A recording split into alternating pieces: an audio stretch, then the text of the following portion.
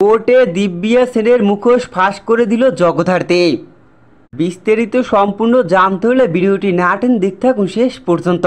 কোর্টে দিব্যা সেনের খেলা শেষ করার জন্য মস্ত বড় প্ল্যান সাজিয়েছে কৈশিনী মুখার্জি ও দুর্গা।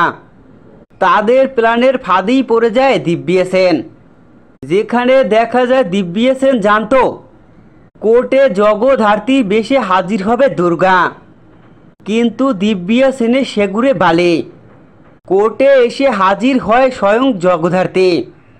জগদ্ধাত্রী সুস্থ অবস্থায় কোর্টে হাজির হয়ে কাঠ গড়ায় দাঁড়িয়ে জবানবন্দি দেয়।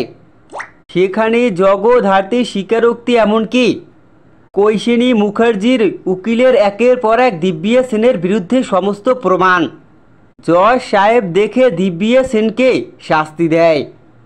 দিব্যা সেনকে আদালত শাস্তি দিলে চিৎকার করে ওঠে দিব্যা সেন।